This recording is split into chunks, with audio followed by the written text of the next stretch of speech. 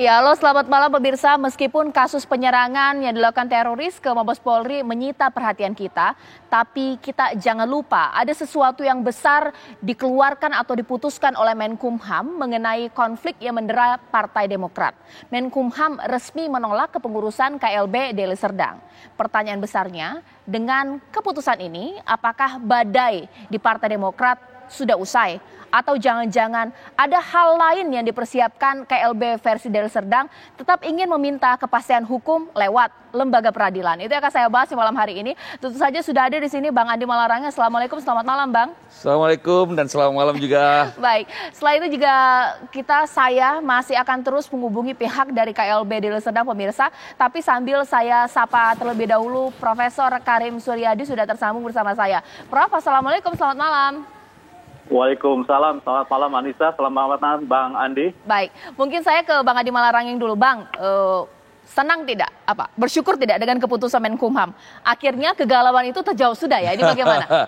Alhamdulillah, puji Tuhan, ternyata pemerintah juga menjalankan tugasnya dalam hal ini jajaran Kementerian Hukum dan HAM dengan profesional dan juga objektif, sehingga putusannya jelas.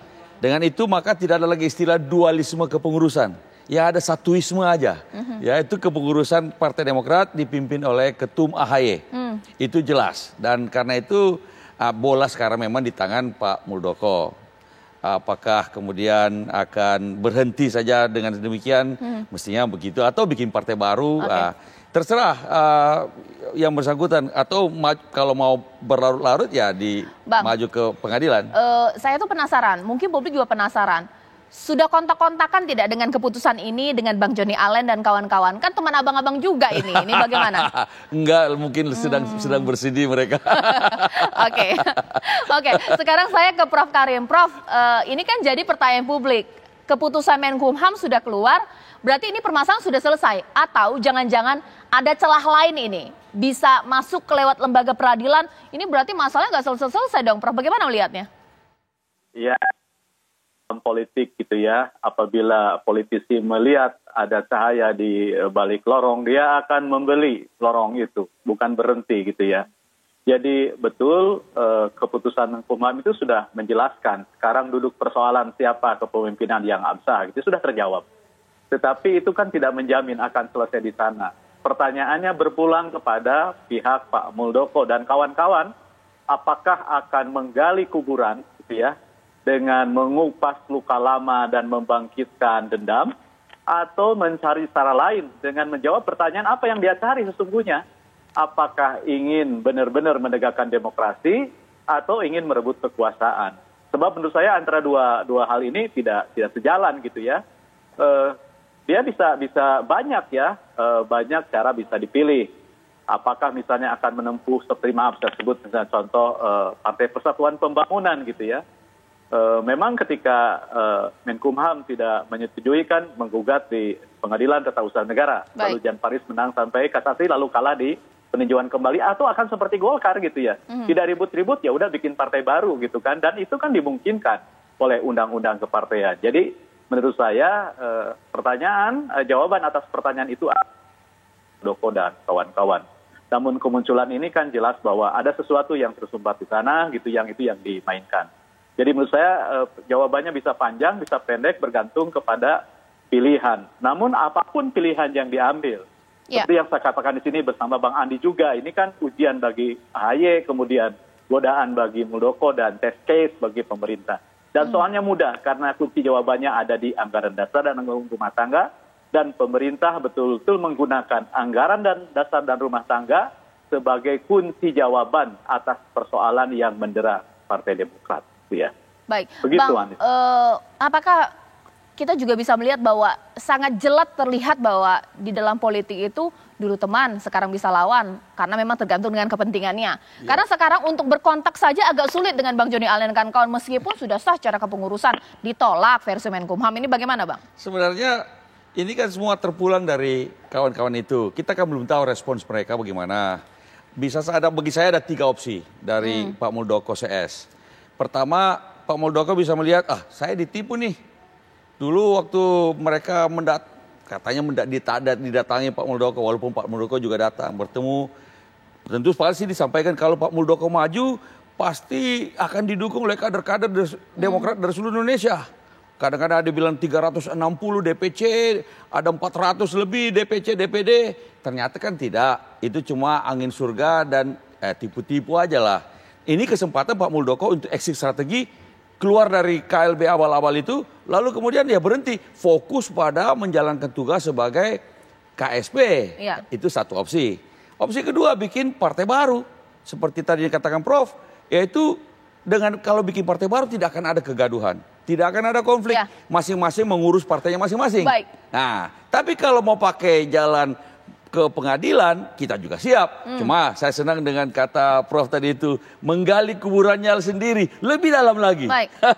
Oke, Prof, tapi sebenarnya yang menjadi permasalahan atau sentral di sini adalah Pak Muldoko yang dituntut sebagai ketua umum versi KLB atau orang-orang di belakang Pak Muldoko, Bang Joni Allen dan kawan-kawan? Ya, satu paket sebenarnya, tetapi karena Pak Muldoko sebagai primus inter pares dari kelompok itu, maka orang menyebut itu masalahnya Muldoko gitu ya, meskipun di belakangnya berderet para politisi. Nah ini kan jelas gitu ya, yang pertama ini pelajaran gitu ya bagi Pak Muldoko, bahwa bedanya antara politisi dan prajurit itu sangat tipis gitu. Kalau prajurit matinya satu kali, hidupnya juga satu kali, kalau politisi bisa mati berkali-kali gitu ya, kalau menempuh jalan yang panjang gitu. Kemudian yang kedua, mengapa orang sekarang moncongnya lari ke Pak Muldoko? Karena berbeda, saya katakan berbeda dengan konflik partai yang lain gitu ya, yang biasanya dipicu oleh ketidakpuasan dalam Munas gitu ya, dalam Kongres. Apa yang terjadi kemarin itu kan seperti apa ya? Seperti mimpi di siang bolong, ujung-ujung begitu, bahwa kata mereka ada persoalan gitu ya di internal Demokrat, lalu ketidakpuasan menurut saya itu persoalan lain gitu. Tapi kemunculannya seperti terkesan tiba-tiba. Nah, tapi saya melihat ya opsi dari Bang Andi sebenarnya kan sebuah tawaran jalan damai gitu ya. Tetapi saya curiga jangan-jangan ini akan seperti pruning kalau dalam pohon gitu ya. Pruning itu pohon dipangkas begitu ya, tapi bukan menghentikan tumbuhnya daun dan tunas, tapi malah menyuburkan daun dan tunas gitu ya. Namun demikian menurut saya berpulang kepada apa yang dia cari gitu ya. Apakah ingin menguasai partai atau ingin memenangkan pemilihan umum. Kalau mau mendirikan partai baru. Baik. Ya, tapi kalau memenangkan pemilihan umum jawabannya jauh lebih kompleks dari itu. Karena partai politik bukan satu-satunya faktor penentu yang bisa menentukan orang ada di mana dan untuk apa. Oke, Bang Andi Malarangeng, mohon maaf nih kalau publik melihatnya seperti ini. Kemarin-kemarin kan nggak percaya nih sama pemerintah, takutnya berat sebelah. Kalau sekarang nih dengan keputusan ini percaya dong, gitu ya? Sekarang kita tentu saja memberi apresiasi setinggi-tingginya kepada pemerintah, dan Ketum AHY sudah memberikan apresiasi kepada Pak Jokowi, Pak Mahfud MD karena juga Menko Polhukam dan juga Menteri Hukum dan HAM Pak Yasona Lawli dan jajarannya. Karena telah bertindak secara objektif dan profesional. Tapi memang terus terang kita memang tadinya was-was. Karena Pak Muldoko ini kan posisinya adalah kepala staf presiden. Dan kepala staf presiden itu adalah jabatan politik. Lalu melakukan gerakan-gerakan politik. Ini kalau zaman Pak Harto bilang gerakan-gerakan politik. Ya kan kita bagaimana membedakannya ini pribadinya atau ada unsur jabatannya ini kan begitu. Tapi dengan ini kan jelas. Maka kita beri apresiasi kepada pemerintah. Nah, ini tidak berarti kemudian posisi kami sebagai partai yang berada di luar pemerintahan berubah. Tidak, tetap kami berada di luar pemerintahan. Kalau pemerintah menjalankan tugasnya dengan baik, tentu kami akan dukung. Kalau ada hal-hal yang kurang pas, pasti kami kritik. Itu aja. Oke, seperti apa yang dikatakan Prof. Karim Suryadi, ibarat memangkas sebuah daun di pohon, meskipun daunnya sudah tidak ada, tapi ternyata pohonnya masih kuat.